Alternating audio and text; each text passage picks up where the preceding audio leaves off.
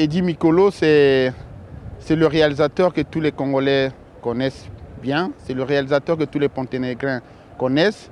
C'est aussi le réalisateur que certains pays de l'Afrique et de l'Europe connaissent parce que Eddie Mikolo, il est réalisateur de documentaires, de cinéma.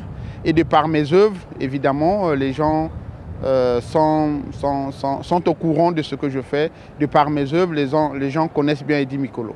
Depuis la classe de 4e, j'ai commencé à toucher le micro, j'ai commencé à rentrer dans les studios radio, j'ai commencé à co-animer les émissions culturelles. Et donc, ces années-là m'ont donné le goût, le plaisir de faire les médias. Et véritablement, dans les médias, c'est la passion de faire la vidéo, la passion de faire du son. C'est dans mon quartier, avec des amis, où j'ai commencé à faire quelques mixages audio, des petits sketchs, ce que nous appelons nous à l'époque des petits sketchs sonores. Et à l'issue de ces sketchs sonores enregistrés à partir d'un poste radio-cassette, que mes amis, mes frères, mes parents du quartier ont constaté le travail fait. Ils disent, oh mais finalement, tu as quelque chose dans les médias. Si tu peux regarder mieux, tu pourras faire quelque chose de bon.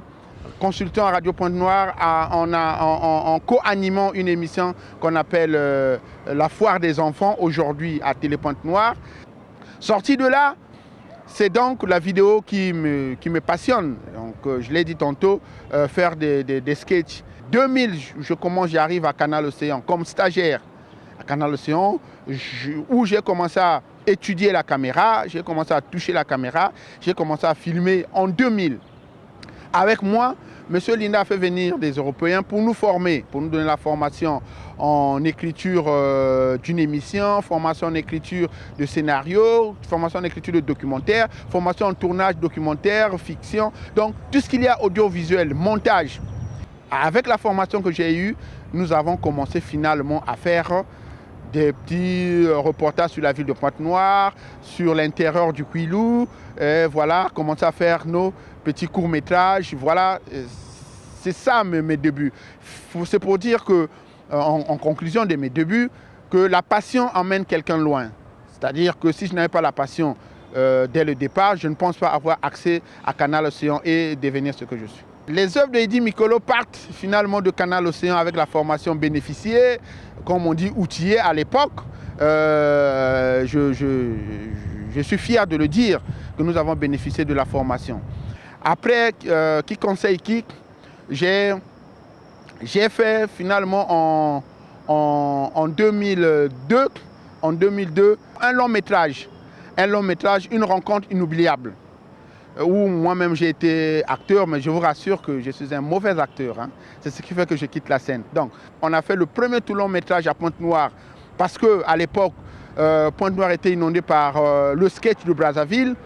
Et donc, c'était le tout premier film, je le dis bien, le tout premier film, un long métrage en français, ici à Pointe-Noire. Il y avait beaucoup d'erreurs, mais pour un premier coup d'essai, c'était une réussite, quoi. C'est ce que les gens nous ont rapporté. Et après, j'ai fait un documentaire. Mon tout premier documentaire, c'était en 2003. Les coulisses du FESMAM. Ce documentaire aussi a été une réussite. Les gens ont regardé, ont apprécié. Oui, jamais vu, parce que depuis que FESMAM a commencé, on nous a montré que les spectacles, que les discours, mais jamais l'autre côté donc, de ce FESMAM-là. Et j'étais attaché de presse pour un député. Donc, de temps en temps, je partais avec lui pour les descentes parlementaires. Et là, je suis sorti de là avec un documentaire qu'on appelle Sur la route de Yaya. C'est quoi Sur la route de Yaya? C'est donc ces images que je faisais où les parents qui vivaient n'avaient pas de route, l'accessibilité était difficile, où il peut faire 2 semaines, 3 semaines sans voir un véhicule. Ce documentaire a eu aussi un succès parce que je l'ai présenté à beaucoup de festivals. C'est vrai que ça n'a pas eu un prix, mais au moins ça a été présélectionné. Après, j'ai réfléchi à faire un long métrage. Donc Dora, je dis, c'est sous la pression de la scène. Parce qu'il m'harcelait tellement, merci pour lui, que je me suis dit, bon, la fiction, j'ai pas assez de moyens parce que ça coûte cher. C'est quand même, il faut miser, quoi.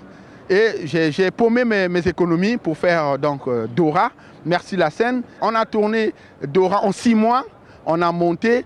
Et ce qui a réussi pour Dora, c'est que j'ai eu finalement l'Internet avec moi pour faire véritablement la promotion de ce film. Et mes collègues aussi ont contribué à cette formation. Et j'ai eu une fois de plus l'opportunité de faire, comme on appelle, une projection première sur grand écran ici à Pointe-Noire. C'était une réussite sans pareil, quoi. Jamais vu au Congo, jamais vu à Pointe-Noire. Un film bien préparé, bien tourné, bien monté, bien organisé, bien réalisé. C'était du jamais vu. Après Dora, finalement, j'ai fait un autre documentaire qu'on appelle Les 50 ans du cinéma congolais. Dans ce documentaire, j'ai raconté finalement la vie des réalisateurs. Parce que le réalisateur, lui, il écrit, il fait, mais il a ses propres problèmes à lui-même. Sa vie sociale, avec les enfants, avec les parents, très souvent, ce n'est toujours pas compris. La relation du réalisateur avec ses comédiens, avec beaucoup de gens, sa femme ne maîtrise toujours pas, beaucoup de jalousie, beaucoup de problèmes. Ce documentaire alterne les problèmes des réalisateurs à la vie donc des 50 ans du cinéma congolais, les problèmes que le cinéma congolais rencontre, les réalisateurs, les problèmes des réalisateurs, le problème de la distribution, le problème du tournage, le son, la réalisation. Après les 50 ans du cinéma congolais, j'ai ensuite fait Kingani, un village au cœur du district de Komono. Komono fait partie des plus vieux districts de la République du Congo. Et donc je suis allé dans ce département, l'Alekumu, dans le district de Komono, rencontrer ces gens du village de Kingani, parler de leurs problèmes. C'est pour autant dire que Eddie Mikolo, c'est quand il n'a pas de financement, il fait le documentaire, et quand il a le financement, il fait la fiction. Les distinctions, j'en ai eu presque. La toute première distinction, c'est donc sur la route de Yaya, le festival du cinéma congolais. La deuxième distinction, c'est Dora. Dora a eu 3 distinctions. Le festival du cinéma congolais, le festival Yabeto, le festival, le prix Espoir des médias. Et puis, la toute dernière distinction, c'est donc Kingani au cœur du district de Komono, qui a été primé au festival Yabeto ici à Pointe-Noire. Le ministère de la Culture doit regarder cette relation avec les chaînes étrangères. Comment profiter de la relation, par exemple, ici au Congo-Brazzaville, on a Canal Plus ici, on a Africa News ici. Ce sont 2 chaînes étrangères qui sont implantées au Congo-Brazzaville, qui peuvent faire de telle sorte que le cinéma congolais se développe en donnant la possibilité aux réalisateurs à avoir un équipement professionnel et avoir une bonne distribution. Je pense qu'en ce moment, on pourra parler du développement du cinéma congolais.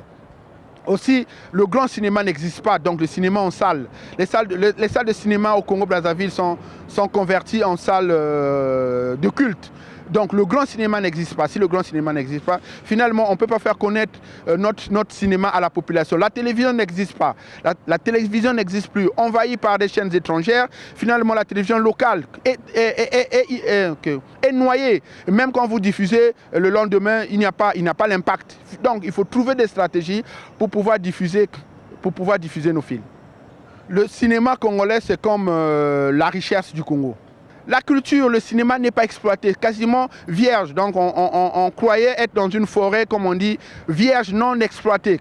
Aujourd'hui, si quelqu'un s'investit à pouvoir miser sur le cinéma au Congo-Brazzaville, comme l'a fait nos amis, par exemple, de l'Angola, c'est toute une industrie du cinéma installée en Angola. Ce sont des gens qui sont investis. Et aujourd'hui, on parle de l'Angola en termes de cinéma. Donc aujourd'hui, je pense que le cinéma est encore vierge. On a de l'avenir, on a de la voix, on a de la direction encore avec nous. De moins en moins, on parle du cinéma au Congo.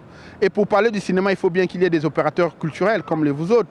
Votre émission, c'est la bienvenue à Pointe-Noire. Parce qu'il faut bien que les gens soient informés, pas seulement de la politique, pas seulement de l'économie, de la culture, de l'aspect culturel. L'aspect culturel, ce n'est pas seulement la danse. Le cinéma aussi fait partie de l'aspect culturel. Donc, j'espère que vous n'allez pas vous arrêter seulement à moi. Vous allez rencontrer certainement tous les réalisateurs, aussi les acteurs, aussi les techniciens qui œuvrent dans l'audiovisuel. Ce sont les heureux dans l'ombre. Il faut les faire connaître. Et pour que les gens les connaissent, il faut bien que vous allez vers eux. C'est ça mon souhait. Mais pour l'instant, je vous félicite de ce que vous êtes en train de faire, de m'avoir contacté, de m'avoir invité, de m'avoir fait participer à votre émission.